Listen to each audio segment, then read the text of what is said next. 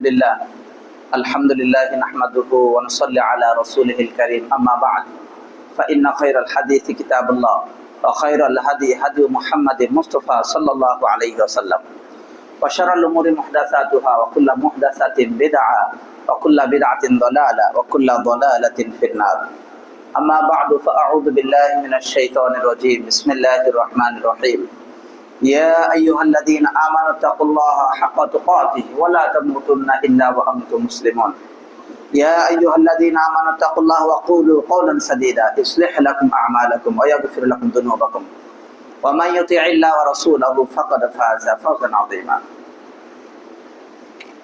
আলহামদুলিল্লাহ প্রশংসা আল্লাহ রাব্বুল আলামিনের জন্য যে আল্লাহ রাব্বুল আলামিন আমাদেরকে সালাতুল জুমআ আদায়ের জন্য মসজিদে উপস্থিত করেছেন। যে আল্লাহ তাআলা আমাদেরকে তৌফিকটুকু দান করেন তার শুকরিয়া সকলেই বলি আলহামদুলিল্লাহ।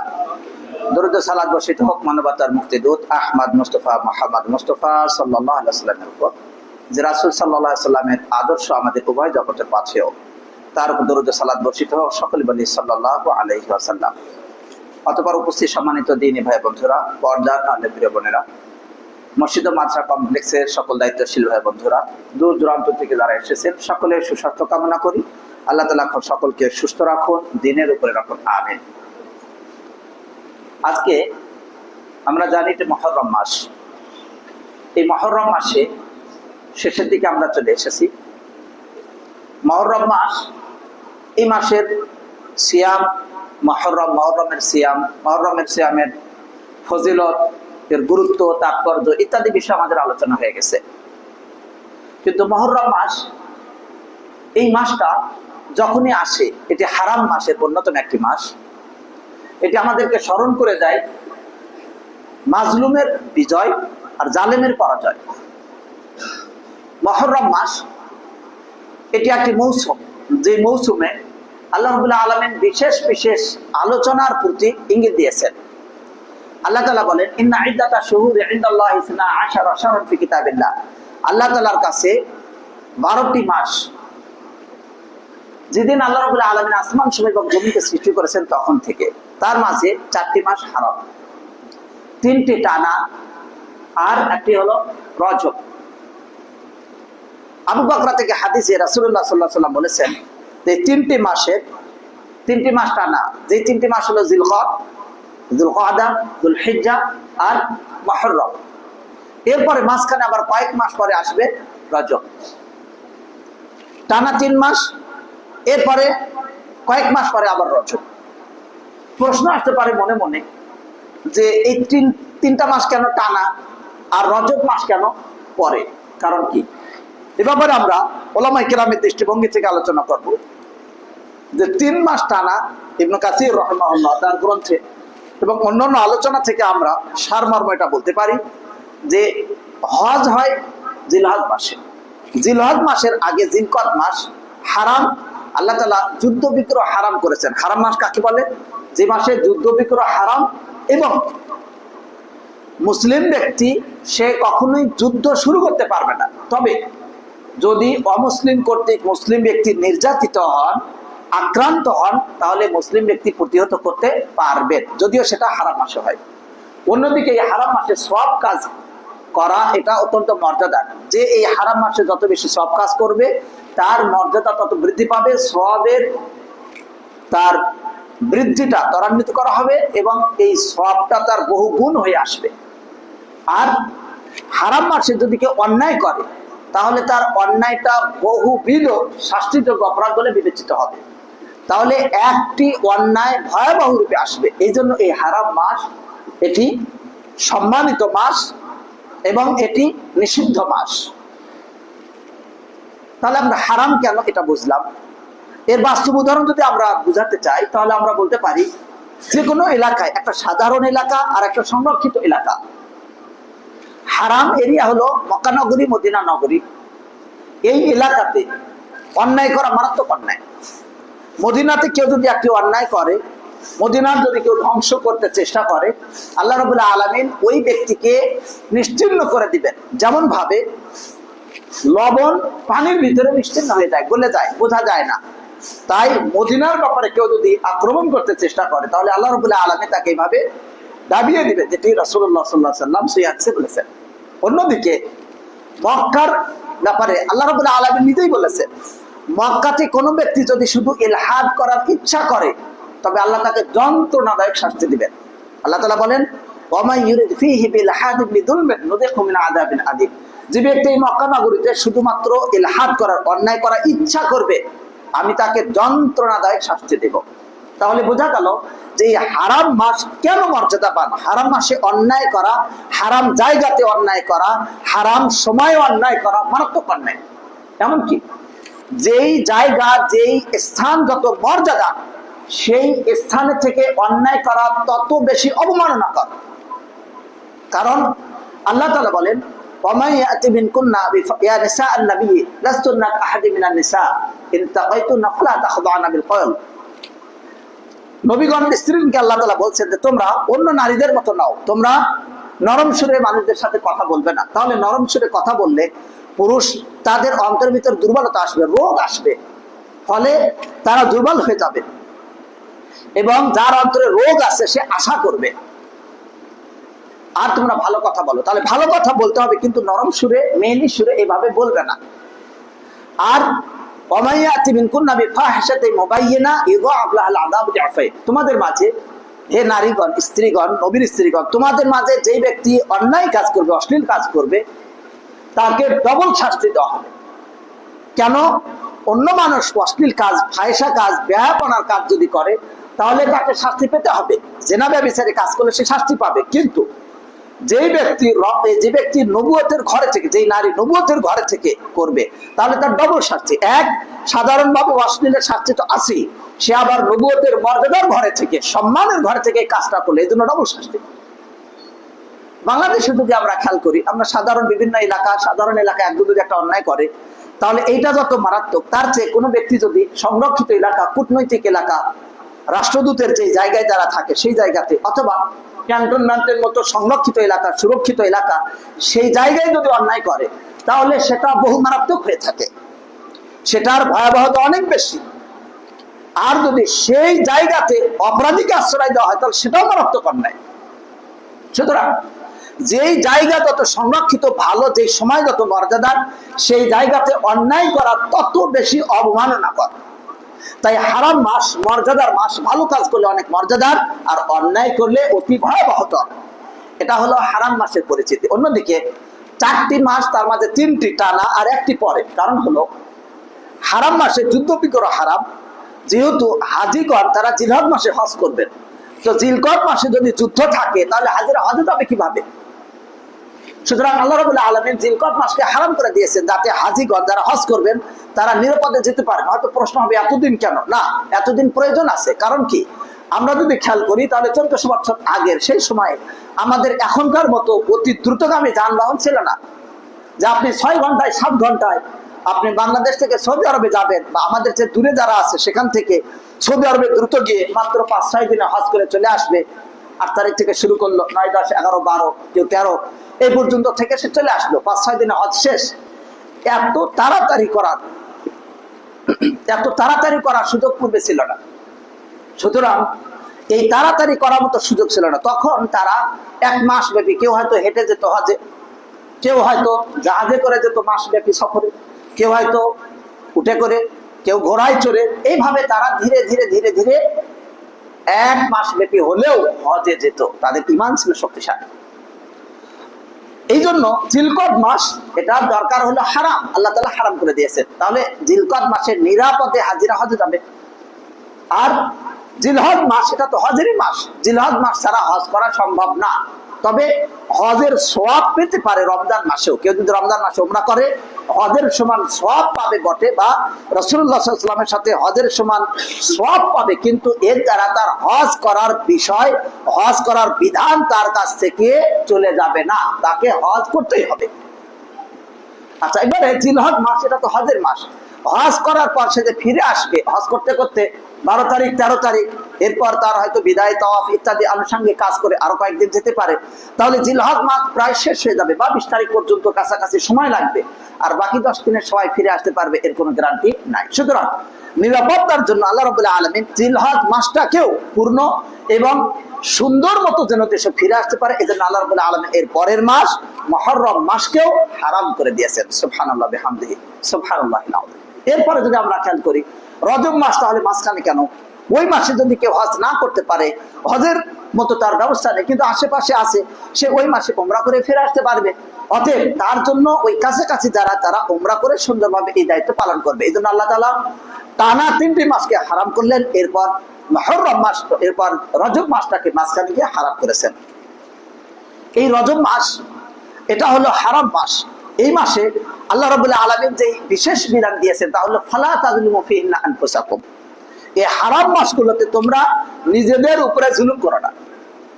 অতএব আজকের আলোচনায় জুলুম সম্পর্কে আলোচনা করে শেষের সময় থাকলে মুহররম মাসের কিছু শিক্ষা নিয়ে আলোচনা করব বিইজনিল্লাহি তাআলা। আল্লাহ রাব্বুল আলামিন বললেন ফালা তাযলিমু ফিহিন্না আনফুসাকুম, অতএব এই মাসগুলোতে তোমরা জুলুম করো না। প্রশ্ন হতে পারে জুলুম কি কেউ নিজের উপরে করে? তোমরা নিজেদের উপরে জুলুম করো না। কে নিজের উপরে জুলুম করে? হ্যাঁ, জুলুম নিজের উপরেও করে। অন্যদিকে আল্লাহ তাআলা বললেন তোমরা নিজেদের উপরে জুলুম করো না, তার অর্থ হলো মানুষ অন্যের উপরে যতই জুলুম করুক না কেন সেই জুলুমের শাস্তি, সেই জুলুমের পরিণতি নিজের উপরে ফিরে আসবে। দুনিয়াতে আল্লাহ তাকে শাস্তি দিতে পারেন, না হলেও আখিরাতে তার মুক্তি নাই। তবে আল্লাহ তাআলার কাছে যদি তওবা করেন, আল্লাহ যদি ক্ষমা করেন, তাহলে সেক্ষেত্রে ভিন্ন বিষয়। অতএব জুলুম এর মূল সমস্যা, জুলুমের পরিণতি তার নিজের উপরেই ফিরে আসে বলে আল্লাহ তাআলা বললেন অতএব তোমরা নিজেদের উপরে জুলুম করো না। জুলুম এর বিপরীত হলো আদল, ইনসাফ। আদল এটা হলো দ্বীনের মূল ভিত্তি। আদলের উপরেই পৃথিবী কায়েম রয়েছে। আসমান সমূহ এবং জমিন সব আদলের উপরে কায়েম। আল্লাহ তাআলা আদলের আদেশ দেন, ইন্নাল্লাহা ইয়া'মুরু বিল আদল ওয়াল ইহসান। আদল এবং ইহসানের আদেশ দেন, ওয়া ইয়ানহা আনিল ফাহশা ওয়াল মুনকার ওয়াল বাগই ইয়াইদুকুম লাআল্লাকুম তাযাক্কারুন। এবং তিনি নিষেধ করেন অশ্লীলতা থেকে, খারাপ কাজ থেকে এবং অত্যাচার, অন্যায়, বাড়াবাড়ি, জুলুম করা থেকে, যাতে তোমরা উপদেশ গ্রহণ করো। অতএব জুলুম এমন একটি মারাত্মক অন্যায় যে এটি মাখলুক থেকে তার ক্ষমতাকে হরণ করে।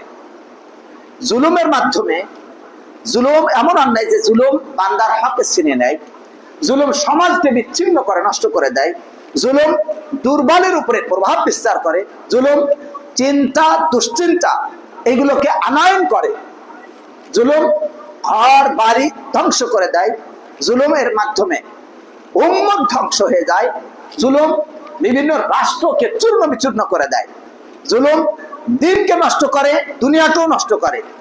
এই জন্য আল্লাহ রাব্বুল আলামিন তিনি নিজের উপরে জুলুমকে হারাম করেছেন। আল্লাহ তাআলা বলেন ইয়া ইবাদি ইন্নী হারামতু যুলমা আলা নাফসি ওয়া জাআলতুহু বাইনাকুম মুহাররামা। হে আমার বান্দারা, আমি আমার নিজের উপরে জুলুমকে হারাম করেছি এবং তোমাদের মাঝেও হারাম করে দিয়েছি, অতএব তোমরা পরস্পরের মাঝে জুলুম করবে না। হাদিস ইমাম মুসলিম বর্ণনা করেছেন, এটি হাদিসে কুদসি তথা আল্লাহ তাআলার বাণী। আল্লাহ রাব্বুল আলামিন জুলুমকে হারাম করেছেন সর্বপ্রথম নবী এবং রাসূল নূহ আলাইহিস সালাম। তিনি জুলুম থেকে মুক্তি পাওয়ার ব্যাপারে নিজে যেমন থেকেছেন, নিজেকে সংবদ্ধভাবে নিজেকে যেমন সংবরণ করে রেখেছেন, জালেমদেরকে জুলুম থেকে বিরত রাখতে না পারায় সব শেষে নূহ আলাইহিস সালাম জালেমদের বিরুদ্ধে বদদোয়া করেছেন। ফলে তিনি বললেন ওয়ালা তাজিদু যালিমিনা ইল্লা তাবারা। হে আল্লাহ, আপনি জালেমদের ধ্বংস ছাড়া কিছুই বৃদ্ধি করবেন না, ওদেরকে ধ্বংস করে দিন। রাসূলুল্লাহ সাল্লাল্লাহু আলাইহি ওয়াসাল্লাম তিনি যখন ঘর থেকে বের হতেন তখন তিনি আল্লাহর কাছে আশ্রয় চাইতেন।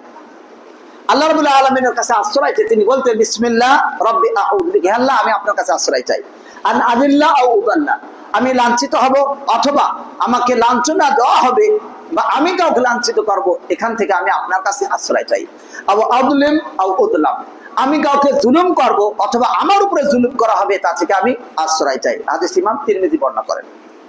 তিনি উম্মতকে আদেশ দিয়েছেন তারা যেন জুলুম করা থেকে আল্লাহর কাছে পানাহ চায়। তিনি বলেন তাআওয়াদু বিল্লাহি মিনাল ফাকরি ওয়াল কিল্লা ওয়াদ দিল্লা ওয়া আন তাযলিমা আও তুযলাম। তোমরা আল্লাহর কাছে আশ্রয় চাও দারিদ্রতা থেকে, অভাব অনটন থেকে, স্বল্পতা থেকে, লাঞ্ছনা থেকে, এবং তুমি কাউকে জুলুম করবে অথবা তোমার উপরে জুলুম করা হবে তা থেকে তুমি আল্লাহর কাছে আশ্রয় চাও। হাদিসটি ইমাম নাসাই বর্ণনা করেন। রাসূলুল্লাহ সাল্লাল্লাহু আলাইহি ওয়াসাল্লাম জুলুম করা থেকে নিষেধ করেছেন। তিনি বলেন আল মুসলিম আখুল মুসলিম, মুসলমান মুসলমানের ভাই ভাই, অতএব তাকে সে জুলুম করবে না, তাকে লাঞ্ছিত করবে না। হাদিস ইমাম বুখারী বলেন। জুলুম এমন একটি অন্যায়, জুলুম এমন একটি দোষ, এমন একটি ভৎসনামূলক কাজ, যেই কাজটি দুর্বলদের উপরে ঘটে থাকে। ইবনে জাওজি রাহিমাহুল্লাহ তিনি বলেন পাপ জুলুমের ক্ষেত্রে যখন হয় সেটা অতি মারাত্মক হয়ে থাকে, কেননা জুলুমটা অধিকাংশ সময় শুধু দুর্বলদের উপরে প্রয়োগ হয়, শক্তিশালীর উপরে জুলুম প্রয়োগ হয় না। এটাই বেশিরভাগ সময়, কখনো ঘটতে পারে। অতএব এটি এমন একটি নিন্দিত স্বভাব, যেই নিন্দিত স্বভাবটা রিজিককে নিষিদ্ধ করে দেয়, রিজিকে বাধা দেয়। ভালো খাবার, হালাল খাবার আছে, জুলুমের কারণে ওই হালাল খাবার নিষিদ্ধ হয়ে যায়। আল্লাহ তাআলা তাই বলেন ফাবিযুলমিন মিনাল্লাযিনা হাদু হারামনা আলাইহিম তাইয়্যিবাত ওয়া হিল্লাত লাহুম ওয়া বিসাদ্দিহিম আন সাবিলিল্লাহি কাসীরা। এবং আল্লাহ রাব্বুল আলামিন বললেন যে যারা ইহুদিদের মাঝে যারা জুলুম করলো, ইহুদিদের মাঝে যারা জুলুম করলে, জুলুমের কারণে আমি তাদের উপরে হালাল খাবারগুলোকে আমি তাদের উপরে হারাম করে দিলাম। পবিত্র হালাল খাবার তাদের জুলুমের কারণে আমি তাদের উপরে হারাম করে দিলাম। জুলুম এমন একটি অন্যায়, এই অন্যায়টি যদি ছোট একটি কাজে জুলুম করা হয় তাহলে ছোট্ট জুলুমটা কিয়ামতের দিন ভয়াবহ রূপে আসবে। আর জুলমু যুলমাতু ইয়াউমাল কিয়ামা, একটি জুলুম কিয়ামতের দিন বহু অন্ধকার হয়ে আসবে। এমনকি রাসূলুল্লাহ সাল্লাল্লাহু আলাইহি ওয়াসাল্লাম বললেন যেই ব্যক্তি অন্যায় ভাবে কাউরে 1 বিঘত পরিমাণ জমি দখল করে নেবে, কাউরে সামান্যতম জমি যদি কোনো ব্যক্তি অন্যায় ভাবে আত্মসাৎ করে, নিয়ে নেয়, আল্লাহ রাব্বুল আলামিন 7 স্তবক জমিন, 7 স্তবক জমিন আল্লাহ তাআলা কিয়ামতের দিন তার গলায় টানিয়ে দিবে। 7 জমিন তাকে ঘুরতে হবে। নাউযু বিল্লাহি মিন যালিক। 1 বিঘত পরিমাণ, এই বিঘত পরিমাণ জমি আপনি হয়তো কাউরে কাছে জোর করে নিতে পারেন, অথবা কেউ হয়তো কাগজের সিগনেচারের মাধ্যমে, কেউ কাগজে কলমে, কেউ ফুসলায়ে, কেউ অন্যায় করে, কেউ হয়তো শাস্তি দিয়ে অন্যায় ভাবে সামান্যতম যদি একটি জমিনের কোন অংশ নিয়ে নেয়, তাহলে এর কারণে কিয়ামতের দিন আল্লাহ রাব্বুল আলামিন তাকে 7 স্তবক জমিন তার গলায় ঝুলিয়ে দিবেন, আর সেটা নিয়ে চলতে থাকবে, তাকে লাঞ্ছিত করবেন। হাদিসটি বুখারী বা মুসলিম বর্ণনা করেন। শহরে বন্দরে অধিকাংশ সময় মাস্তান পার্টি, দস্যু, সন্ত্রাসী ইত্যাদির মাধ্যমে জমি দখল করে, অথবা কাগজে কলমে জমি দখল করে। গ্রামে গঞ্জে অনেক সময় জমির যে বর্ডার রয়েছে, জমির যে আইন রয়েছে, এইটাকে আস্তে আস্তে একটু করে বাড়ায়, একটু করে কাটে, কাটতে কাটতে জমিনের বর্ডার পার হয়ে আরেকজনের জমি পর্যন্ত দখল করে ফেলে, কিন্তু সে বুঝতেই দেয় না। কিন্তু রব্বুল আলামিন তিনি সব দেখেন, সব জানেন। অতএব এই জুলুম করা কিয়ামতের দিনের সুযোগ নাই মাপ পাওয়ার। তবে পূর্বে যদি তওবা করে অথবা আল্লাহ যদি ক্ষমা করেন সেটা ভিন্ন বিষয়। আল্লাহ রাব্বুল আলামিন এই ধরনের জালেমদের পরিণতির কথা আলোচনা করেছেন, যে এই জালেমদের পরিণতি কখনোই শুভ হয় না, মারাত্মক পরিণতি হয়ে থাকে। এবং এইগুলোকে আল্লাহ তাআলা মানুষের জন্য উপদেশ রূপে দিয়েছেন। সবচেয়ে বড় জালেম যারা, সেই জালেমের অন্যতম জালেম হলো ফেরাউন। আল্লাহ তাআলা ফেরাউনের ব্যাপারে বলেছেন, মুহররম মাসে ফেরাউনের বিষয়ে আলোচনা হয়ে থাকে। যেহেতু মুসা আলাইহিস সালাম এবং ফেরাউন তাদের মাঝে বিশেষ ঘটনা ঘটেছে যাতে ফেরাউন ডুবে যায়, আল্লাহ তাআলা তাকে ডুবিয়ে দিয়েছেন। এই ফেরাউনের জুলুম ছিল এমন, ইন্না ফিরআউনা আলা ফিল আরদ ওয়া জাআলা আহলাহা শিয়া ইয়াস্তাদঈফু তাইফাতাম মিনহুম ইউযাববিহু আবনাআহুম ওয়া ইস্তাহয়ী নিসাআহুম। ফেরাউন এমন অত্যাচার করতো, সে অহংকার করলো পৃথিবীতে, অন্যায় করতে করতে সে পৃথিবীবাসীকে দলে দলে বিভক্ত করে ফেললো, বিভিন্ন দল তৈরি করে ফেললো, যাতে করে শক্তি কমে যায়। একতাই শক্তি বাংলাতে বলা হয়ে থাকে, আরবিতে বলা হয় আল ইজতিমা আল উখুওয়া আল জামাআ কুওয়া, একতাবদ্ধতা শক্তি। আর এই শক্তিকে যত বেশি নস্যাৎ করা যায়, মানুষকে তত দুর্বল পাওয়া যায়। তাই ফেরাউন আগে শক্তিকে ভিন্ন করলো, ভাঙার চেষ্টা করলো, দলে দলে বিভক্ত করে ফেললো। এমনকি বিশেষ দুইটি দল করলো, এক দল নারী আর এক দল পুরুষ। নারীকে দাস বানালো আর পুরুষকে জবাই করে ফেললো। ছোট সন্তান সন্ততিকেও জবাই থেকে রেহাই দেয়নি। ইন্নাহু কানা মিনাল মুফসিদিন, সে ছিল বিশৃঙ্খলাকারীদের অন্যতম। সে ছিল ফাসাদ এবং বিশৃঙ্খলা সৃষ্টিকারী। এমনকি তার জুলুম অন্যায় এত বেশি বৃদ্ধি পেল, বৃদ্ধি পাওয়ার কারণে সে বলল যে আমি ইলাহ, আমি ছাড়া তোমাদের আর কোনো ইলাহ দেখি না। মা লাকুম মিন ইলাহিন গায়রি, আমি ছাড়া তোমাদের কোনো ইলাহ দেখি না। শুধু এই পর্যন্তই না, সে নিজেকে আরো বলল, তোমরা যদি ইলাহ মনেও করে থাকো, ফাকাল আনা রাব্বুকুমুল আ'লা, আমি তোমাদের সবচেয়ে বড় রব। এমনকি সেই রব হিসেবে দাবি করলো। তার প্রমাণ দিতে গিয়ে সে বলল, দেখো এই যে মিশরের পানি, মিশরের যে পানি চলছে, নদী প্রবাহিত হচ্ছে, এটা আমার রাজত্বে, আমার ক্ষমতায়, আমার পায়ের নিচ দিয়ে প্রবাহিত হয়, এর ক্ষমতা আমি। তাই সে বলল, আলাইসা লি মুলকু মিসর ওয়া হাযিহিল আনহার তাজরি মিন তাহতি আফালা তুবসিরুন, এই যে মিশরের যে নদীগুলো প্রবাহিত হচ্ছে, পানিগুলো, তোমরা কি দেখো না যে এই সবগুলো আমার পায়ের নিচ দিয়ে প্রবাহিত হচ্ছে, আমার ক্ষমতার অধীনে প্রবাহিত হচ্ছে। তার মানে আমি ইচ্ছা করলে এগুলো বন্ধ করে দিতে পারি, আমি ইচ্ছা করলে চালু করতে পারি, এগুলো আমার ক্ষমতা। অর্থাৎ আল্লাহ তাআলা পানি দেন আকাশ থেকে, সে অস্বীকার করলো। সে বুঝিয়ে দিল যে আমি ক্ষমতাবান, এবং আল্লাহ রাব্বুল আলামিন তা দেখলেন। কিন্তু আল্লাহ তাআলা দেখার পরেও আল্লাহ তাআলা বিশেষ পন্থায় থাকলেন, আল্লাহ সুযোগ দিলেন, কিন্তু আল্লাহ তাআলা ছাড় দিয়েছেন, কিন্তু ছেড়ে দেননি। আল্লাহ তাআলা তাই কিছুটা সময় দিলেন, পরিণতিতে আল্লাহ তাআলা তাকে পাকড়াও করেছেন। এত কিছু বলার পর আল্লাহ রাব্বুল আলামিন বললেন, ফাআখাযাহুল্লাহু নাকালাল আখিরাতি ওয়াল উলা, তাকে আখিরাতে দুনিয়াতে উভয় শাস্তি দিয়েছেন। ফাআখাযনাহু ওয়া জুনুদাহু ফানাবাযনাহু ফিল ইয়াম, অতঃপর আমি তাকে এবং তার সেনাবাহিনীকে পাকড়াও করলাম, সাগরে তাদেরকে আমি ডুবিয়ে দিলাম। ফানজুর কাইফা কানা আকিবাতুল যালিম, অতএব আপনি লক্ষ্য করুন জালেমদের পরিণতি কেমন হয়ে থাকে। প্রশ্ন হতে পারে যে কত জালেম রয়েছে, সেই জালেমদেরকে আল্লাহ তাআলা তো বিভিন্ন ভাবে তাদেরকে আল্লাহ তাআলা ধ্বংস করেছেন, কিন্তু ফেরাউনকে আল্লাহ তাআলা পানি দ্বারা কেন ধ্বংস করলেন, ডুবিয়ে কেন ধ্বংস করলেন? আরো তো ধ্বংস করার কত ব্যবস্থা রয়েছে।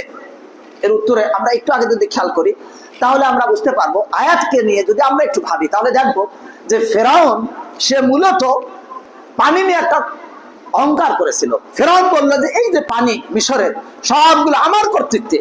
তাহলে ফেরাউন যখন বললো আমার পায়ের নিচ দিয়ে পানি প্রবাহিত হয়, সেই পায়ের নিচ দিয়ে প্রবাহিত না করে আল্লাহ তাআলা তার মাথার উপরে পানি ঢালিয়ে দিলেন, অর্থাৎ তার মাথাকে পানির নিচে ডুবিয়ে দিলেন। পা তো দূরের কথা, এই জন্য সে যা বলেছিল আল্লাহ তাআলা তার উল্টা শাস্তি তাকে দিয়ে দিলেন। ফলে আল্লাহ রাব্বুল আলামিন তার এই পানির অহংকারের পরে আল্লাহ তাআলা তাকে পানিতেই ডুবিয়ে দিলেন। আল্লাহু আকবার। অতএব অহংকার যখন বেশি হয়ে যায়, পতন তার তাড়াতাড়ি আসে। আল্লাহ রাব্বুল আলামিন তাকে পানিতে ডুবিয়ে হত্যা করলেন বটে, তাকে শেষ করে দিলেন, কিন্তু আল্লাহ তাআলা বললেন, ফালইয়াউমা নুনাজ্জিকা বিবাদানিকা লিতাকুনা লিমান খালফাকা আয়া, আজকে আমি তোমার শরীরকে, তোমার বডিকে আমি রক্ষা করব, যেন পরবর্তীদের জন্য তুমি নিদর্শন হও।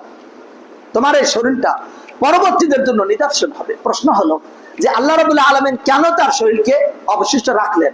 আর তার আগের আরেকটি প্রশ্ন হলো যে এখন বর্তমানে যে আমরা ফেরাউনের লাশ দেখি, এটা কি সেই ফেরাউনের লাশ যে ফেরাউনকে আল্লাহ তাআলা পানিতে ডুবিয়ে দিয়েছিলেন? উত্তর হলো, এক নাম্বার যেটি, যে এই ফেরাউনের লাশ, সেটি যে সেই সময়ের ফেরাউন, এর কোনো সুস্পষ্ট দলিল নেই। সুতরাং এ ব্যাপারে স্পষ্ট দলিল বলার সুযোগ নেই যে আল্লাহ রাব্বুল আলামিন ওই ফেরাউনকে কিয়ামত পর্যন্ত রাখবেন। আমরা যে আয়াত পড়লাম, এখানে আল্লাহ তাআলা নিজেই বললেন যে তোমার এটাকে আমি পরবর্তীদের জন্য নিদর্শন রেখে দেব।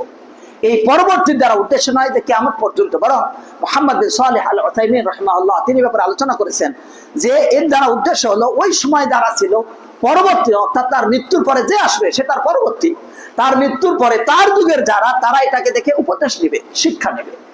এই জন্য আল্লাহ তাআলা তাকে রেখে দিলেন। এরপরেও আল্লাহ তাআলা তার এই শরীরটাকে রেখে দিলেন উপদেশ নেওয়ার জন্য, কিন্তু তারপরেও কেনই বা আল্লাহ তাআলা রেখে দিলেন? শুধু উপদেশ নেবে কিভাবে, বাইরে বাস্তবতাটা কি? তাহলে আমরা যদি খেয়াল করে দেখতে পাবো যে ফেরাউন সে এত অহংকার করেছিল, ওই সময় তাকে আল্লাহ তাআলা কর্তৃক তার বডিটা রেখে দেওয়ার প্রয়োজন ছিল। কারণ কি? কারণ হলো ফেরাউন এত অহংকার করেছে যে মানুষের মাঝে এত ত্রাস সৃষ্টি করেছিল, এত ভয় ভীতির সৃষ্টি করেছিল যে ফেরাউনকে মানুষ মানতে বাধ্য ছিল। অথচ সে জালেম, সে অহংকারী, সে নিজেকে রব দাবি করলো। যেই ব্যক্তি নিজেকে রব দাবি করে, নিজেকে ছাড়া আর কোনো ইলাহ মানে না, নিজেকে বড় ইলাহ বলে দাবি করে, এমন ব্যক্তি, এমন মানুষ, সে যে মারা যাবে এটা মানুষের জন্য বিশ্বাসের বাইরে হয়ে গেছিল, কল্পনাতীত হয়ে যায়। এই জন্য ফেরাউন যখন মারা গেল, যদি মানুষ তাকে না দেখতো, তার মৃত্যুর পরে তার বডিটা যদি না রাখা হতো, তাহলে তো মানুষ বুঝতেই পারতো না যে ফেরাউন মারা গেছে, এবং তার বিশ্বাস করা কঠিন হয়ে যেত। ফলে আল্লাহ রাব্বুল আলামিন তার বডিটাকে রেখে দিলেন, যাতে মানুষ নিজ চোখে, এই দুই চোখ ভরে দেখে যে হ্যাঁ ফেরাউন মারা গেছে, তার অহংকার চূর্ণ হয়েছে, সে শেষ হয়েছে, তার জনবল, তার ক্ষমতা, তার সেনাবাহিনী, তার সকল দাম্ভ্য, সকল রকমের দাম্ভিকতা তাকে কোনো উপকার করতে পারেনি। এই জন্য আল্লাহ রাব্বুল আলামিন তাকে রেখে দিলেন, যাতে তাকে দেখে তার পরবর্তী, তার মৃত্যুর পরে যারা তার কাছে আসবে, দেখবে, সকলেই শিক্ষা নেবে। সুবহানাল্লাহ বিহামদিহি, সুবহানাল্লাহিল আযীম। দিনী ভাই বন্ধুরা, এটা হলো ফেরাউনের ঘটনা। ফেরাউনের এই ঘটনার দ্বারা আমরা বহু শিক্ষা পেলাম। জালেম এবার চলে যায়, যুগে যুগে কালে কালে জালেমরা তাদের ধ্বংস হয়। আমরা কিছু জুলুমের নমুনা সাথে ওই ধরনের জালেমদের ধ্বংস খেয়াল করব।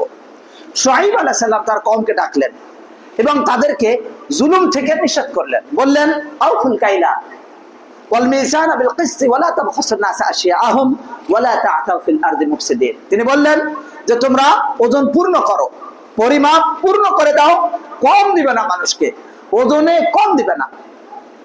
আপনি কাটা, আপনি ওজনের যে মানদণ্ড, এটাকে বিশেষ কোনো পদ্ধতি ব্যবহার করে কম দিলেন, অথবা শুকনা এবং ভেজাকে একসাথে যুক্ত করে উপরে শুকনা রেখে নিচে ভেজা রেখে আপনি মিলিয়ে দিলেন আর বললেন শুকনার দাম নিলেন, অথবা অন্য কোনো ভাবে নেওয়ার সময় আপনি বেশি করে নিলেন, দেওয়ার সময় কম দিলেন, অথবা নেওয়ার সময় সঠিক নিলেন কিন্তু দেওয়ার সময় কম দিলেন। এই যে ওজনে কম দেওয়া, এটা একটি জুলুম।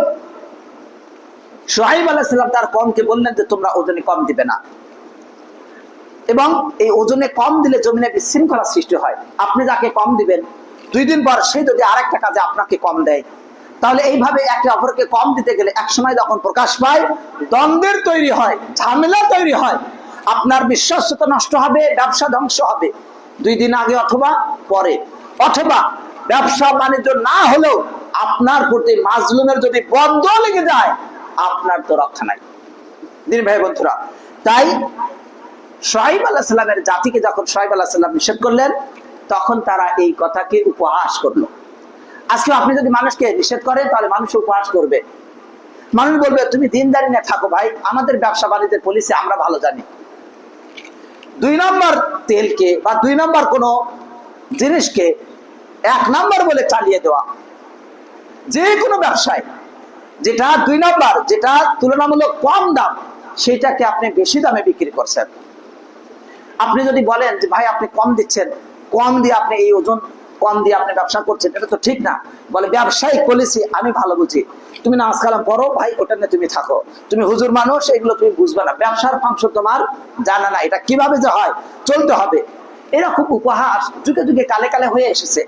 তাই শুআয়ব আলাইহিস সালামের জাতি তারা বলল, আসসালাতুকা তা'মুরুকা আন নাতরুকা মা ইয়াবুদু আবাউনা আও আন নাফআলা ফি আমওয়ালিনা মা নাশা। তার জাতি বলল যে তোমার সালাত কি তোমাকে এই আদেশ দেয় যে আমরা বাপদাদার থেকে যে ইবাদত বন্দেগী করে আসছি সেটা থেকে আমরা বাধা প্রাপ্ত হব, আমরা সেটা ছেড়ে দেব,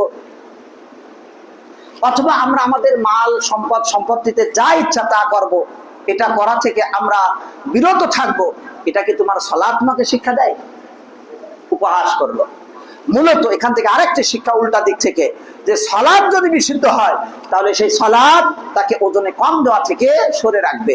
সালাত যদি সঠিক হয়, যেমন শুআয়ব আলাইহিস সালামের ক্ষেত্রে তারা খেয়াল করলো যে তার সালাত, তার ইবাদত, যে আল্লাহর ইবাদত করে, সে আল্লাহর সাথে নাফরমানি করতে পারে না। ইবাদতের দাবি আল্লাহকে মান্য করা, আল্লাহর নাফরমানি করা নয়। সুতরাং ইবাদত আল্লাহর দাসত্ব, আর ওজনে কম দেওয়া আল্লাহ তাআলার অবাধ্যতা। অন্যের ওজন বেশি নেওয়া আল্লাহর অবাধ্যতা, কাউরে ঠকানো আল্লাহর অবাধ্যতা। অতএব ইবাদত, সালাত অশ্লীল বেহায়াপনা থেকে বিরত রাখে। তারা উপহাস করলো, তারা বলল ইন্নাকা লাআনতাল হালিমুর রশীদ, আমরা তো তোমাকে চালাক বিচক্ষণ ভালো মনে করি, তুমি কেমন এই কথা বলো? পরিণতি কি হলো? এই উপহাস পরিণতি কি? আল্লাহ রাব্বুল আলামিন তখন তাদের উপরে আগুন পাঠিয়ে দিলেন, এমন আগুন যে আগুন তাদের সম্পদ সম্পত্তি মাল সম্পদ যা আছে এগুলোকে ধ্বংস করে দিলে, জ্বালিয়ে দিল। কারণ তারা বলেছিল যে আমাদের সম্পদে আমরা যা ইচ্ছা তা করবো, তুমি বাধা দেওয়া কে? সুতরাং আল্লাহ তাআলা তাদের সম্পদকে জ্বালিয়ে দিলেন। আল্লাহ তাআলা এইভাবেই জালেমদেরকে ধ্বংস দিয়ে থাকেন। সামুদ আলাইহিস সালামের গোত্রের দিকে আমরা যদি খেয়াল করি, তাদেরকে সালেহ আলাইহিস সালাম বললেন যে তোমরা এই উটকে তার জন্য পানির ব্যবস্থা রাখো, তোমাদের পানির ব্যবস্থা তোমাদের কাছে, উটের পানির ব্যবস্থা উটের জন্য। উটনিকে আল্লাহ তাআলা বিশেষ মুআজিজা দিলেন, কিন্তু তারা আল্লাহর সাথে শিরক করলো, আল্লাহর সাথে নাফরমানি করলো, আল্লাহর অবাধ্য হলো। রাসূল সালেহ আলাইহিস সালামকে তারা মানলো না, না মানার পর আবার আরেকটা জুলুম করলো, উটকে হত্যা করলো। জুলুম যখন দুই প্রকারের হয়, এক আল্লাহর সাথে আর বান্দার সাথে, মাখলুকের সাথে, দুই প্রকার যখন জুলুম হয়, আল্লাহ রাব্বুল আলামিন তখন তার শাস্তি দুনিয়াতেও দেন আখিরাতেও দেন। আর কখনো কখনো এমন জুলুম হয় যেটা শুধু আল্লাহর সাথে, আল্লাহ তাআলা অনেক সময় সেটা মাফ করে দেন। বহু হিন্দু আছে, বহু মুশরিক রয়েছে যারা শিরিক করে আল্লাহর সাথে, অথচ আল্লাহ তাআলা তাকে ধ্বংস করেন না দুনিয়াতে, কিন্তু আখিরাতে তার মুক্তি নাই। সামুদ জাতি তারা যখন অন্যায় করলো, তারা যখন এই উটনিকে হত্যা করে ফেললো, আল্লাহ রাব্বুল আলামিন তাদের উপরেও ধ্বংস দিলেন। আল্লাহ তাআলা তাদের উপরে বিকট শব্দ দিয়ে তাদেরকে শেষ করে দিলেন, তাদের অন্তর ধ্বংস করে দিলেন, চূর্ণ বিচূর্ণ করে দিলেন। শাইখুল ইসলাম ইবনে তাইমিয়া রাহিমাহুল্লাহ বলেন যে আল্লাহ তাআলার হারাম কাজ যে ব্যক্তি ছেড়ে দিবে, মুসলিম ব্যক্তি যখন আদেশ ছেড়ে দেয়, নিষেধগুলোকে কাজ করে, তখন রক্ত প্রবাহিত করে, ধ্বংস করে, তখন তাদের শাস্তি আরো কত মারাত্মক হতে পারে। দিনী ভাই বন্ধুরা, আল্লাহ তাআলা জালিমকে ছাড়েন না। সোজা সাপটা সহজ কথায় আল্লাহ তাআলা বললেন ফাকুল্লান আখাযনা বিযামবি, আমি প্রত্যেককে পাকড়াও করেছি। ফামিনহুম মান আরসালনা আলাইহি হাসিবা, তাদের কাউরের উপর আমি পাথর দিয়ে নিঃশেষ করে দিয়েছি, পাথর নিক্ষেপ করে শেষ করে দিয়েছি। আল্লাহ তাআলা কাউকে উল্টে দিয়েছেন। বর্তমান সভ্যতায়, বর্তমান এই বাংলাদেশে জুলুমের মারাত্মক জুলুম, লূত আলাইহিস সালামের যুগের যে কওমের দ্বারা আল্লাহ তাআলা পৃথিবীকে, আল্লাহ তাআলা তাদের সেই জায়গাকে উল্টে দিয়ে ধ্বংস করে দিয়েছেন। সেই লাওয়াদাতের মতো কাজ, বলৎকারের মতো কাজ, জাহান্নামের কাজ, জঘন্যতম কাজ, এবং এর সাথে সাথে যুক্ত হয়েছে বর্তমানে ট্রান্সজেন্ডার। এই বিষয়ে যত বেশি আলোচনা হবে, যত বেশি এই ব্যাপারে অগ্রগামী হবে, এবং বিশেষ করে পুরুষে পুরুষের সমকামিতার এই অন্যায় যে করবে, সেও যেমন ধ্বংসের একটি কাজ করলো, যে এটাকে প্রশ্রয় দিবে সেও যেন ধ্বংসের সম্মুখীন হলো। এটাকে কেউ যদি আইন করে পাশ করতে চায়, তাহলে সে হবে মারাত্মক জালেম। মানুষের কাছে সাময়িক রক্ষা পেলেও আল্লাহর কাছে রক্ষা পাওয়ার কোনো সুযোগ নাই। অতএব এই ধরনের কাজের সাথে, এই ধরনের অন্যায়কে প্রশ্রয় দেওয়ার সাথে যারা সহযোগিতা করে যাবেন, যারা অর্থ দিয়ে উৎসাহ যোগাবেন, যারা টাকা দিবেন, পয়সা দিবেন, এই ধরনের চিন্তা চেতনাকে উৎসাহিত করার জন্য যারা কাজ করে যাবেন, সকলকে আমরা সম্মানের সাথে বলতে চাই, হয়তো বিরত থাকুন, না হলে আল্লাহর আযাবের ভয় করুন। আল্লাহ তাআলার আযাব যখন আসবে, সেটাকে কেউ প্রত্যাখ্যান করতে পারবে না। আল্লাহ তাআলার শাস্তিকে কেউ প্রত্যাখ্যান করতে পারে না। অতএব প্রত্যেককেই যারা এই সকল কাজের সাথে জড়িত, হতে পারে রাষ্ট্রীয় ব্যক্তিত্ব, হতে পারে রাষ্ট্রের কোনো বিশেষ দায়িত্বশীল, হতে পারে সাধারণ ব্যক্তি, হতে পারে আমাদের মুসলিম ভাইদের মাঝ থেকেও বিপদগামী ব্যক্তি, সকলের জন্য আহ্বান আমরা যেন এই অন্যায় থেকে ফিরে আসি। দিনী ভাই বন্ধুরা, আল্লাহ রাব্বুল আলামিন বলেছেন প্রত্যেকে আল্লাহ পাকড়াও করেন, কাউকে শব্দ দিয়ে, কাউকে পৃথিবীতে ধ্বংস করে এমন ভাবে ধ্বংস, আমিনহুম মান খাসাফনা বিহিল আরদ আমিনহুম মান আগরাকনা, কাউকে আমি জমিনের ভিতরে ডুবিয়ে দিয়েছি, জমিনের ভিতরে টেপে দিয়েছি, সে ডাববে আর ডাববে যেমন কারণ, অনুরূপ ভাবে কাউকে আমি পানির ভিতরে যেমন ফিরাউন, ওয়া মা কানা আল্লাহু লিয়াযলিমাহুম ওয়ালাকিন কানু আনফুসাহুম ইয়াযলিমুন, আল্লাহ তাআলা তাদের প্রতি জুলুম করেননি, আল্লাহ জুলুম করার মতো না, কিন্তু তারা নিজেরাই নিজেদের উপরে জুলুম করেছে। অর্থাৎ মানুষ যখন জুলুম করে তখন তার শাস্তি নিজেই ভোগ করে। তাই আল্লাহ তাআলা এই মুহররম মাস, হারাম মাস সম্পর্কে যে আয়াত বলেছেন, তাতে আল্লাহ তাআলা বললেন ফালা তাযলিমু ফিহিন্না আনফুসাকুম, অতএব তোমরা নিজেদের উপরে জুলুম করো না। তিনি ভাই বন্ধুরা, আমরা অনেক সময় দেখি যে আলেম শক্তি নিয়ে চলছে, কোনো কিছুই হয় না।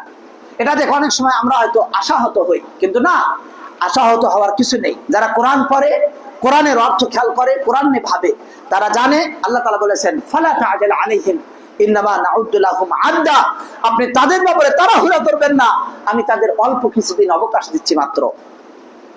জালেম ব্যক্তি সে যতই দাপটে হোক না কেন, তার ব্যাপারে মানুষ কখনোই ভালো সুনাম বলে না। কখনো কখনো কিছু চাটুকার, কিছু ব্যক্তি সামনে হয়তো তার প্রশংসা করতে পারে বটে, এটা কোনো স্বার্থের জন্য, কিন্তু প্রকৃত মানুষ তারা কখনোই কোনো জালেমের সুনাম করে না। সূরা কাউসার নাযিল হয়েছে, আল্লাহ তাআলা সেখানে বলেছেন ইন্না শানিআকা হুয়াল আবতার, আপনার শত্রুই নির্বংশ হবে, তাহলে প্রশংসা থাকবে না। আর আপনি ওয়ারাফা'না লাকা যিকরা, আপনার স্মরণকে আমি উন্নত করেছি। তাই আপনি যদি আদল ইনসাফের উপরে থাকেন, আল্লাহর পক্ষ থেকে আপনার সুনাম সুখ্যাতি থাকবে।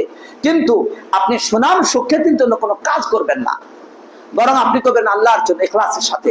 আর যারা জালেম, যারা অন্যায় করবে, আল্লাহ তাআলা তাদের প্রশংসা কখনোই রাখবেন না। তাদেরকে মানুষ নিন্দার সাথে, ঘৃণার সাথে তাদের স্মরণ করবে। রাসূলুল্লাহ সাল্লাল্লাহু আলাইহি ওয়াসাল্লাম বলেন, কোন পাপের শাস্তি আল্লাহ তাআলা দ্রুত দেন না, তবে আল্লাহ তাআলা কিছু পাপীকে আল্লাহ তাআলা দ্রুত শাস্তি দেন, দুনিয়াতেই দেন, সাথে আখিরাতে তো শাস্তি আছেই। তার মাঝে একটি হলো জুলুম, অন্যায় করা, আর আরেকটি হলো আত্মীয়তার সম্পর্ক ছিন্ন করা। আত্মীয়তার সম্পর্ক ছিন্ন করা মারাত্মক অন্যায়। সুতরাং যে ব্যক্তি আত্মীয়তার সম্পর্ক ছিন্ন করবে, অন্যায় করবে, অত্যাচার করবে আত্মীয়তার সাথে, ওই ব্যক্তির সাথে দুনিয়াতে পেয়ে যাবে। হাদিস ইমাম তিরমিজি বর্ণনা করেন। আমরা যদি খেয়াল করি, গরিব দুঃখীর হক যাকাত দেওয়া, এই গরিব দুঃখীর যাকাত যদি কেউ না দেয়, গরিব দুঃখীকে যদি বঞ্চিত করে, এটা তার প্রতি জুলুম করা। এই জুলুমের শাস্তিও আল্লাহ তাআলা কখনো কখনো দুনিয়াতেই দিয়ে দেন। আমরা সূরা কলম যদি পড়ে নেই, সেখানে আমরা একটি ঘটনা পাবো, বাগানওয়ালাদের ঘটনা। যেই বাগানওয়ালা সে গরিব দুঃখীদেরকে তার সম্পত্তি থেকে বাগান কাটার সঙ্গে সঙ্গে গরিবদের হক আগে দিয়ে দিতেন, তারপর নিজে ব্যবহার করতেন। আজকে আমরা ধান কাটি, আমরা ফসল উঠাই, ব্যবসা থেকে অর্থ পাই, টাকা পয়সা পাই, সেই টাকার যদি যাকাত না দেয়, আর যদি মনে মনে ভাবি আল্লাহকে ঠকানোর চিন্তা, কেউ পারবে না। 10 লক্ষ টাকা যাকাত এসেছে, সে মাত্র 1 লাখ টাকার শাড়ি লুঙ্গি কিনে অনুষ্ঠান করে যাকাত দিয়ে দিল, ছবি উঠে প্রচার করলো, পেপারে পত্রিকায় দানবীর মনে আসলো, কিন্তু আপনি গরিবের হক নষ্ট করলেন, আপনি শাস্তিযোগ্য অপরাধ করলেন আল্লাহর কাছে। কখনো কখনো এর শাস্তি দুনিয়াতেও হতে পারে। দেখা যায় যে কোনো কারণবশত এমন একটা ঘটনা ঘটে গেছে, তার ব্যবসা প্রতিষ্ঠান মার হয়ে গেছে, সে একটা কেসে পড়ে গেল, একটা সমস্যায় পড়ে গেল, ব্যবসা প্রতিষ্ঠান বন্ধ করে দিল, তার বিরাট অট্টালিকা বিক্রি করে দিয়ে, অথবা এমন মারাত্মক অসুখ হয়ে যায় যার কারণে চিকিৎসা দেশে হয় না, বিদেশে যায়, সব অর্থ সম্পদ ব্যয় করে তারপরেও চিকিৎসা করতে সে সক্ষম হয় না, এমনকি সক্ষম হলেও ওই অসুখ নিয়ে মারা যায়। এরকম উদাহরণ কম নয়। তাই আল্লাহ রাব্বুল আলামিন সেই বাগানওয়ালাদের উদাহরণ দিলেন, বললেন যে আল্লাহ তাআলা বললেন ফাতাফা আলাইহা তাইফুম মির রাব্বিকা হুম নাঈমুন। বাগানওয়ালারা তারা যখন, বিশেষ করে মালিক, প্রকৃত মালিক মারা গেল, সন্তানরা, ছেলেরা, তারা চেষ্টা করলো, তারা বুঝলো তাদের মাথা ফোলা হয়ে গেল, মাথা বড় হয়ে গেল, বেশি চিন্তা করলো, তারা ভাবলো আমার বাপ, সে বুঝতো না, সে গরিবদেরকে সম্পদ দিত। আমরা রাত্রিবেলায় বাগানের ফসলগুলো কেটে নিয়ে আসবো, বা সকাল সকাল যাবো, গিয়ে বাগানের ফসল কেটে নিয়ে আসবো, এতে করে ওই গরিব দুঃখী তারা পাবে না, আমাদের মাল বেশি হবে। এই চিন্তা করে তারা তখন পরস্পরে বলল সকালবেলা ধ্বংস হয়ে গেছিল, কিন্তু তাদের অবস্থা হলো এমন, তারা সকালবেলা দ্রুত দ্রুত মানুষকে ডাকলো, আসো এই ভাইয়েরা, চলো আমরা বাগানের ফসল কেটে নিয়ে আসি। আমি কিন্তু আলা হারতিকুম ইন কুনতুম সারিমিন, সকালে চলো যদি কাটতে চাও। ফান্তালাকু ওয়া হুম ইয়াতাখাফাতুন, তারা চুপিসারে কথা বলতে বলতে চলে গেল। আল্লাহ ইয়াদখুলান্না আলিয়ামা আলাইকুম মিসকিন, আজকে কোনো মিসকিন বাগানে প্রবেশ করবে না। ওয়াগাদাউ আলা হারদিন কাদিরিন ফালাম্মা রাওহা ক্বালু ইন্না লাদাল্লুন, যখন তারা দেখলো বাগান, তখন থেকে নিজেরাই মনে করছে আমরা পথভ্রষ্ট হয়ে গেছি। কেন? কারণ হলো আপনার শক্তি শেষ না, আল্লাহর শক্তি একটি আছে। এত কিছু চিন্তা করে বাগানে গিয়ে দেখলো যে রাত্রিবেলা বাগানে এমন ঝঞ্ঝা বায়ু, এমন ধরনের ঝড় চলে গেছে, বাগানের সব শেষ হয়ে গেছে। তখন এই বাগান দেখে তারা ভাবলো যে আমরা তো পথভ্রষ্ট হয়েছি, এটা মনে হয় আমাদের বাগান নয়, আমরা অন্য বাগানে হয়তো এসেছি। নিজের বাগানে যেন নিজে চিনতে পারছে না। কেউ কেউ বললেন বাল নাহনু মাহরুমুন, তারা বলল যে না, বরং আমরা বঞ্চিত, আমাদের সম্পদে আমরা পেলাম না। ক্বালা আওসাতুহুম আলাম আকুল লাকুম লাউলা তুসাব্বিহুন, তাদের মাঝে যে সবচেয়ে উত্তম ছিল, জ্ঞানী ছিল, মধ্যমপন্থী, সে বলল আমি কি বলিনি তোমরা আল্লাহর তাসবিহ পাঠ করো, এখন আল্লাহকে পবিত্র বলে বলো। ক্বালা সুবহান রাব্বিনা ইন্না কুন্না যালিমিন, তারা বলল আল্লাহ তাআলা পবিত্র, আমরা জালেম ছিলাম, আমরা অন্যায় করেছি। আপনার অন্তরের ভিতরে কি চিন্তা, সেই চিন্তা বাস্তবায়নে আপনি চলে গেছেন, আপনি অন্যায় করেছেন, আল্লাহ ধ্বংস করে দিয়েছেন। তিনি ভাই বন্ধুরা, গরিবের হক মেরে কখনোই কেউ বড়লোক হতে পারে না। যদিও দুনিয়াতে তার কিছু অর্থ সম্পদ সাময়িক থাকে, কিন্তু এটা তাকে কখনোই রক্ষা করতে পারবে না। এছাড়া দুনিয়াতেই ধ্বংস, আখিরাতেও ধ্বংস। আখিরাতের ব্যাপারে সবচেয়ে নিঃস্ব কোন ব্যক্তি হবে? রাসূলুল্লাহ সাল্লাল্লাহু আলাইহি সাল্লাম বললেন সাহাবায়ে কিরামকে, তোমরা কি জানো সবচেয়ে নিঃস্ব, সবচেয়ে অসহায় কোন ব্যক্তি? তখন সাহাবায়ে কেরাম বলে, ইয়া রাসূলুল্লাহ, আমরা তো জানি অসহায় ওই ব্যক্তি যার টাকা নাই, পয়সা নাই, সম্পদ নাই, সেই তো নিঃস্ব। রাসূলুল্লাহ সাল্লাল্লাহু আলাইহি ওয়াসাল্লাম বললেন, না, নিঃস্ব হলো ওই ব্যক্তি, কিয়ামতের দিন আসবে, তার পাহাড় সমান সওয়াব, সালাত করেছে, যাকাত দিয়েছে, ইবাদত বندگی করেছে, কিন্তু ওই ব্যক্তির কাছে এক ব্যক্তি আসবে, এসে বলবে, ইয়া আল্লাহ, এই ব্যক্তি আমার উপরে জুলুম করেছে, আমাকে বকা দিয়েছে। ওই সময় এই ব্যক্তির সওয়াব থেকে, যার বিশাল পাহাড় সমান সওয়াব, সে ওই সওয়াব থেকে তাকে নিয়ে ওই মাজলুম ব্যক্তিকে দিয়ে দেওয়া হবে, যাকে সে বকা দিয়েছিল। আর এক ব্যক্তি বলবে, আমাকে মেরেছে, আমাকে অন্যায়ভাবে আঘাত করেছে, এই জুলুমের কারণে মাজলুম ব্যক্তিকে সওয়াব দেওয়া হবে জালেম ব্যক্তির থেকে। আর একজন আর এক অন্যায় নিয়ে আসবে, একজন এক এক রকমের সমস্যা নিয়ে আসবে। সেই সমস্যাগুলো ঘটানোর কারণে আল্লাহ তাআলা ওই সময় টাকা পয়সা থাকবে না, ওই সময় আল্লাহ তাআলা সওয়াব থেকে মাজলুম ব্যক্তিকে দিয়ে দিবেন। দেওয়ার পরে এমন সময় হবে, এমন পর্যায়ে হবে, ওই মাজলুম ব্যক্তির পাহাড় সমান সওয়াব না হলেও জালেম ব্যক্তির যে পাহাড় সমান সওয়াব ছিল, এই পাহাড় সমান সওয়াব শেষ হয়ে যাবে। মাজলুমদের হক দিতে দিতে পরিশেষে মাজলুম ব্যক্তির পরেও চাইবে, বিভিন্ন ব্যক্তি বিভিন্ন রকমের অন্যায় করেছিল তাদের কাছে, ফলে তার পাপ, মাজলুম ব্যক্তির পাপকে জালিমের উপরে চাপিয়ে দিয়ে তাকে জাহান্নামে নিক্ষেপ করা, এই ব্যক্তি নিঃস্ব। আখিরাতে এই ব্যক্তি নিঃস্ব। আপনার আজকে টাকা আছে, পয়সা আছে, অর্থ সম্পদ আছে, আপনি কাউকে কিছু মনে করেন না, আপনি রিক্সায় চললেন, দাম দর কিচ্ছু করলেন না, নামার পরে রিক্সাওয়ালা বললো যে এর ভাড়া এত টাকা, আপনি বললেন না, এত টাকা ভাড়া না, এটা এত টাকায় ভাড়া, আমি সবসময় এইভাবে আসি, কোনো কথা বলবি না, আপনি তাকে চর দিলেন, থাপ্পড় দিলেন। আপনি ওই গরিব অসহায় নিঃস্ব ব্যক্তিকে, দুনিয়ার নিঃস্ব, তাকে আপনি কষ্ট দিয়ে তার উপরে জুলুম করলেন, এর কারণে আপনি মাপ পাবেন বলে ভাবছেন, হবে না। যদি সে মাপ না করে, কিয়ামতের দিন আপনার কোনো ছাড় নেই। আমরা কিছুদিন আগে উদাহরণ দেখেছি, একজন রিক্সাওয়ালাকে মারার ফল, তাকে মারার কারণে রিক্সাওয়ালা অজ্ঞান হয়ে গেল এবং ওই জালেমকে পরের দিন অ্যারেস্ট করা হলো। আল্লাহ রাব্বুল আলামিন যখন হুকুম করবেন, তখন দুনিয়ার জালেমকে দেয়, এক জালেমকে দিয়ে আল্লাহ তাআলা আরেক জালেমকে শাস্তি করেন।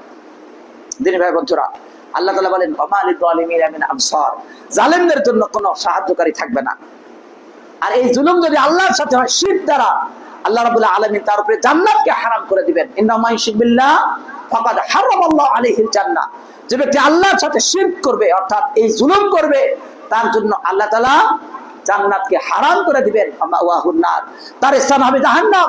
ওয়া মা লিল যালিমিনা মিন আনসার, এই জালেমদের কোনো সাহায্যকারী হবে না।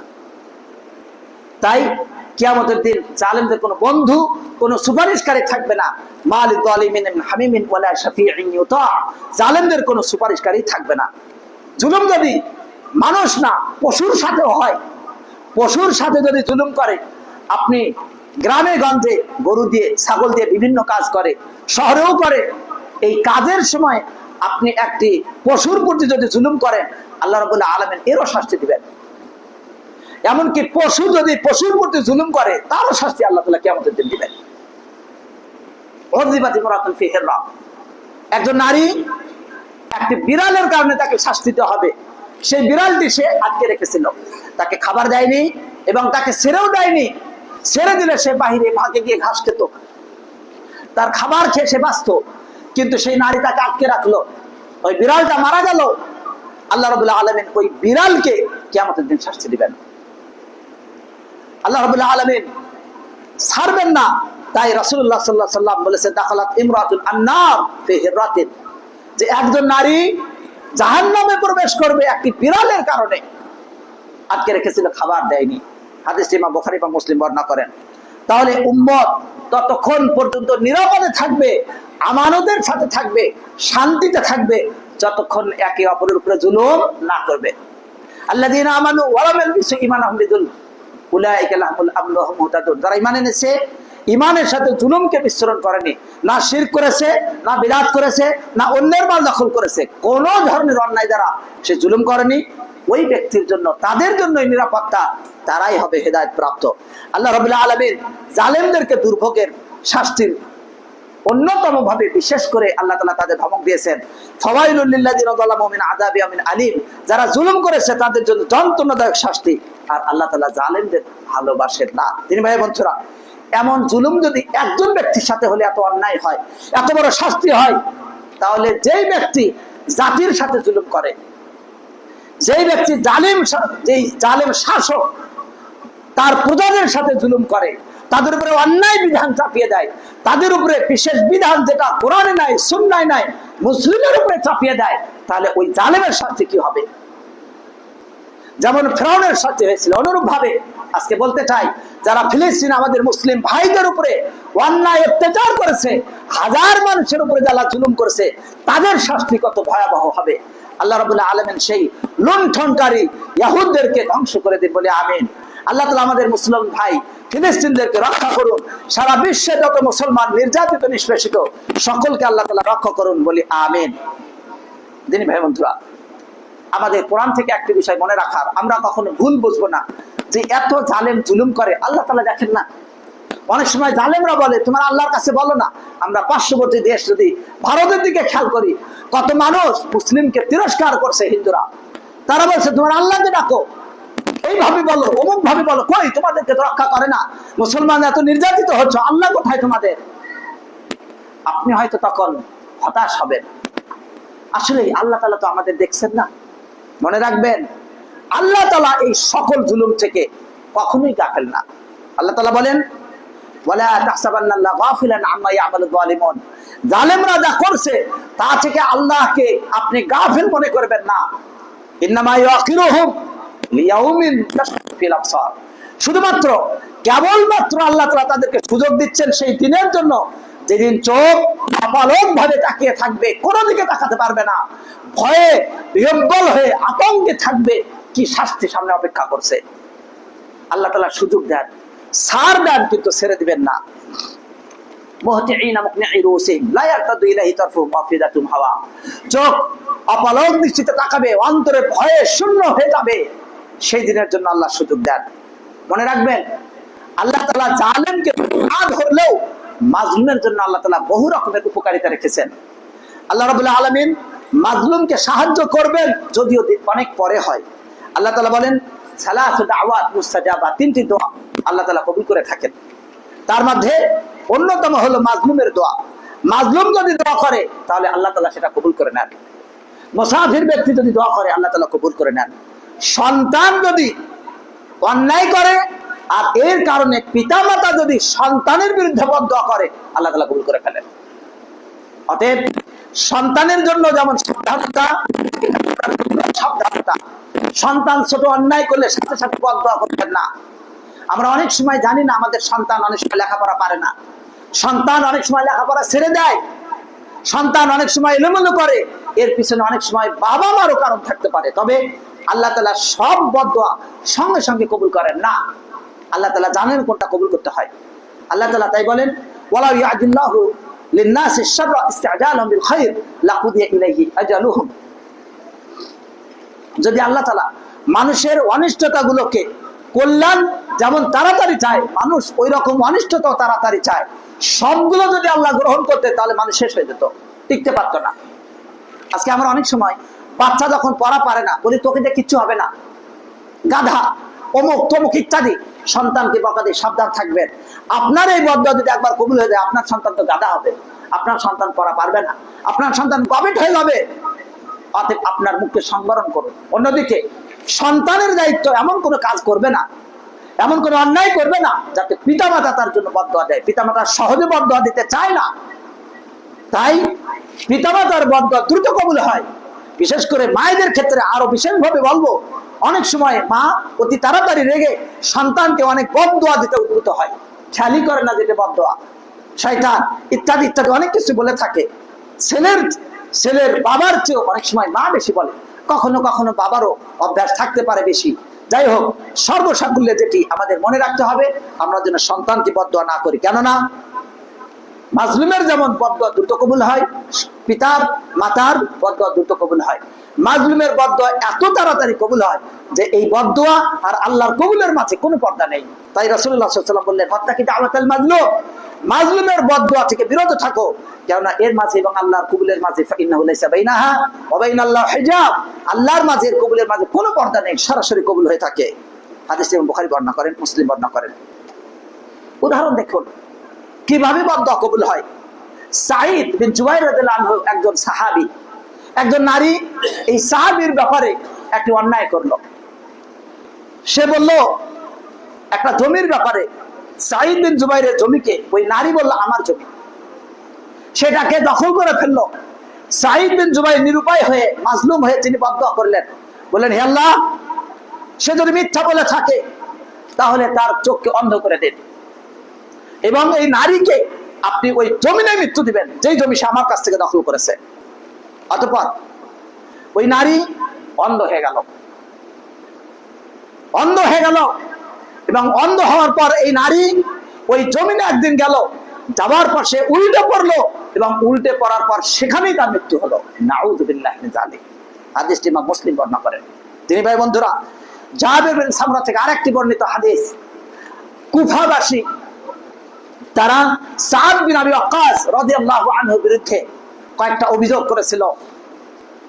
তার মাঝে অন্যতম যেই ব্যক্তি মূলত অভিযোগ করেছিল আবু সাদা, সে বলল সাদ বিন আবি ওয়াক্কাস সে গনিমতের মাল ঠিকভাবে বন্টন করে না, যুদ্ধে যায় না, আর ঠিকভাবে সে মানুষের মাঝে ব্যয়, মানুষের মাঝে বিচার করে না। তিনটি বদদোয়া করার পর সাদ বিন আবি ওয়াক্কাস রাদিয়াল্লাহু আনহু তখন তিনি বললেন, হে আল্লাহ, সে যদি মিথ্যা বলে থাকে তবে তার বিরুদ্ধে আমি তিনটি বদদোয়া করছি। এক, আপনি তার বয়সকে অতি বাড়িয়ে দিন। 2 নম্বর, তাকে অতি দারিদ্রতা দিন, এবং তাকে আপনি ফিতনায় ফেলান, নারীর ফিতনায়। 3টা বদদোয়া করলো। এই 3টা বদদোয়া আল্লাহ তাআলা কবুল করে ফেললেন। আব্দুল মালিক রাহিমাহুল্লাহ তিনি বলছেন, আমি দেখলাম ওই ব্যক্তি এত বৃদ্ধ হয়ে গেল যে তার চোখের যে গুরু এটা নিচের দিকে নেমে আসলো, যার ফলে ঠিকভাবে সে চোখ দিয়ে দেখতে পারে না। 2 নম্বর, সে এত দরিদ্র হলো যে মানুষের কাছে হাত পেতে চায়, মানুষের কাছে ভিক্ষা চায়, মানুষের কাছে হাত পেতে পেতে সে চলতে থাকে, তার টাকা পয়সা কিছু থাকলো না, অর্থ নিয়ে বড়াই করার কোনো সুযোগ নেই। 3 নম্বর, এত বৃদ্ধ, এত অসহায়, এত বয়স্ক, এর পরেও সে নারীকে উত্তেজিত করে, আর তাতে লাঞ্ছনা পায়, অপমানিত হয়, অপদস্থ হয়। তাকে যখন জিজ্ঞাসা করা হলো, আবু সাদা ব্যাপার কি, তুমি এমন কেন? সে তখন বলল, আসাবাতনি দাওয়াতু সাদ, আমাকে সাদের বদদোয়া লেগেছে। আল্লাহু আকবার। আল্লাহ তাআলা মাজলুমের বদদোয়া শুনে থাকেন, তাই আমাদেরকে জুলুম থেকে বিরত থাকতে হবে। যে ব্যক্তি মাজলুম তার জন্য আল্লাহ তাআলা ধৈর্য ধারণ করার সুযোগ দিয়েছেন, এবং কিয়ামতের দিন আল্লাহ তাআলা তার পক্ষে হবেন, আর যে জুলুম করেছে তার বিপক্ষে থাকবেন। রাসূলুল্লাহ সাল্লাল্লাহু আলাইহি ওয়াসাল্লাম কিয়ামতের দিন ওই গাদ্দারের ব্যাপারে বলেছেন যে, যেই ব্যক্তি কোনো পারিশ্রমিক নেওয়ার পরে, কোনো শ্রমিক নিবে, কাজ করার পর তার যদি পারিশ্রমিক যথার্থভাবে না দেয়, তাহলে ওই ব্যক্তির বিপক্ষে আল্লাহ তাআলা কিয়ামতের দিন দাঁড়াবেন, আর আল্লাহ তার বিপক্ষে দাঁড়াবেন, তাকে কেউ রক্ষা করতে পারবে না। সুতরাং আপনি যখন শ্রমিক নিবেন, তার মর্যাদা, তার যেই প্রাপ্য সেটা যথার্থভাবে দিবেন। হাদিস ইমাম বুখারী বর্ণনা করেন। অতএব মাজলুম ব্যক্তির জন্য, তবে মাজলুম ব্যক্তি সে জুলুমের অংশ থেকে কিয়ামতের দিন তার অংশ সে পাবে, তারপরে সে জান্নাতে যাবে। এমনকি প্রাণী যদি প্রাণীকে অন্যায় ভাবে আঘাত করে, যেমন কোন প্রাণী, গরু হোক, ছাগল হোক, মহিষ হোক, অন্য কোন প্রাণী যার শিং আছে, এই শিং দ্বারা যদি শিং মুক্ত কোন প্রাণীকে আঘাত করে, কিয়ামতের দিন আল্লাহ তাআলা ওই শিং মুক্ত প্রাণীকে শক্তি দিবেন। তখন তাকে সামর্থ্য দিবেন ওই সিংযুক্ত প্রাণীকে এই জুলুমের প্রতিদান আল্লাহ তাআলা ওই মাজলুম প্রাণীকে দিয়ে তারপরে তাদেরকে শেষ করবেন। তাছাড়া আল্লাহ তাআলা কোনো ক্ষেত্রেই জুলুম বরদাস্ত করেন না। হাদিসটি যেটি বললাম ইমাম মুসলিম বর্ণনা করেন। জুলুমের বিভিন্ন দিক আছে, মানুষ কোন কোন দিক থেকে জুলুম করে থাকে। আর জুলুমের আসল অর্থই বাকি। জুলুম হলো কোনো বিষয়ে যেখানে যেটা রাখার তা না রাখা। জুলুম হলো যেটা যা দেওয়ার তা না দিয়ে কম দেওয়া, অথবা কোনো বিষয় বেশি করে দিয়ে অন্যকে ছুটে দেওয়া। এই সবগুলোই জুলুম। যেই সময় যা করার তা না করা, এভাবে অন্যের হককে মেরে নেওয়া, সবগুলোই জুলুম। জুলুম প্রথমে বান্দার উপরে জুলুম, ইবাদত বন্দেগী সালাত সিয়াম হজ যাকাত যেগুলো আমার দায়িত্ব পালন না করা, এটা নিজের উপরে জুলুম। আল্লাহর সাথে শিরক করা, আল্লাহর সাথে জুলুম। বান্দার সাথে জুলুম বিভিন্ন রকমের। এর যেমন এতিমের মাল ভক্ষণ করা, আপনি চাচা সন্তান ছোট ভাতিজা তার সম্পদ আপনি ভক্ষণ করলেন এবং তাকে দিলেন না, জুলুম। কখনো কথার দ্বারা হয়, আপনি অন্যকে উপহাস করলেন, এটা জুলুম। আপনি অন্যকে জিহ্বা ভেঙচিয়ে তিরস্কার করলেন, এটা জুলুম। কখনো কখনো অর্থগত জুলুম। জুলুম কখনো হয় মানুষকে হত্যা করার মাধ্যমে। আজকের বাস্তবতায় যদি আমরা দেখি, কত জায়গায় কত রকম হত্যা হচ্ছে, মাল সম্পদ চাঁদাবাজি দিয়ে দেশ ভরপুর হয়ে যাচ্ছে। প্রত্যেকটাই জুলুম। এই জুলুম থেকে রক্ষা পাওয়ার কোনো সুযোগ নেই। মনে রাখবেন, এই জুলুম করে আপনি কখনোই মানুষের অন্তর জোগাড় করতে পারবেন না, মানুষের অন্তরকে উপার্জন করতে পারবেন না। আপনি মানুষকে কাছে না পেলে আপনি ক্ষমতায় যাবেন কোন দিক থেকে? আপনি তো টানি মানুষের ভোট। আপনি তো এটাও বিশ্বাস করেন না যে ক্ষমতা দেওয়ার মালিক আল্লাহ, অথবা আল্লাহর কাছে ক্ষমতা চাই, মানুষের উপরে জুলুম ছাড়ি। আপনি তো চান মানুষ হলো জনগণ হলো ক্ষমতার উৎস। আপনার যে বিশ্বাস জনগণ, ওই জনগণের সাথে আপনি জুলুম করেন। আপনি নিজের বিশ্বাসেও ঠিক নাই, মুসলমান দারিত্বেও ঠিক নাই। সাবধান হন দিনী ভাই বন্ধুরা। যারা এতিমের মাল ভক্ষণ করবে এটা জুলুম। অনুরূপ ভাবে আপনি যদি দেখেন, জুলুমের বিভিন্ন দিক রয়েছে। যেমন ভাবে মজুরি না দেওয়া, যেমন ভাবে অন্যকে ঠকানো, অনুরূপ ভাবে স্বামী স্ত্রীর মাঝে জুলুম। স্বামী যদি স্ত্রীর হক যথাযথ আদায় না করে সেটা জুলুম। স্ত্রীকে ঠকালে, স্ত্রীকে যথার্থ না খাওয়ালে, স্ত্রীকে যথার্থ সম্মান না করলে সেটা জুলুম। অনুরূপ ভাবে স্ত্রী যদি স্বামীকে তুচ্ছ করে, স্বামীর মর্যাদার প্রতি খেয়াল না করে, তাকে যদি অন্যের সামনে অপমান করে, তার অধিকার থেকে তাকে বঞ্চিত করে, তার আহ্বানে সাড়া না দেয়, সেটা জুলুম। এটাও জুলুম। অনুরূপ ভাবে পিতামাতা তার সন্তানকে যথাযথ লেখাপড়া করানোর ব্যবস্থা না করলে, তার জন্য চেষ্টা না করলে, সক্ষমতা থাকা সত্ত্বেও তার ক্ষমতাকে প্রয়োগ না করে তাকে কষ্টে রাখলে সেটা জুলুম। অনুরূপ ভাবে একজন ব্যক্তি পিতামাতা যদি খেয়াল করে তার সন্তান বড় হয়েছে, সন্তান বিবাহের উপযুক্ত, সেই সন্তানকে বিবাহ থেকে বঞ্চিত করা, কোন অর্থের লোভে, টাকার লোভে, সন্তান চাকরি করবে, টাকা দিবে, পয়সা দিবে, ইত্যাদি ইত্যাদি ধান্দায় যদি সন্তানকে বিবাহ থেকে বঞ্চিত করে রাখা হয়, কৌশল করে রাখা হয়, তাকে বিভিন্ন হাতের উপরে পায়ের উপরে দাঁড়ানো শেখেনি ইত্যাদি বলে যদি তাকে সরিয়ে রাখা হয়, তাহলে সেটা জুলুম। এই সব জুলুমের বিচার আল্লাহ তাআলা করবেন। আল্লাহ তাআলা আমাদের জুলুম থেকে রক্ষা করুন, আমিন। আলহামদুলিল্লাহ, আলহামদুলিল্লাহ কাফা ওয়া সালামুন আলা ইবাদিহিল্লাযিনা ইসতাফা, আম্মা বা'দ। দিনী ভাই বন্ধুরা, আমাদের দেশে বিরল, কিন্তু বহু জায়গায় আছে, আমাদের দেশেও আছে অল্প সংখ্যক অনেক স্বামী বা অনেক ব্যক্তি যারা একাধিক বিবাহ করেছেন। 2টা বিবাহ থাকতে পারে, 3টা থাকতে পারে, 4টা স্ত্রী থাকতে পারে। সেই ক্ষেত্রে যারা এমন বিবাহ করেছেন, আমাদের দেশে তাকে খারাপ চোখে দেখানো হচ্ছে। তার অন্য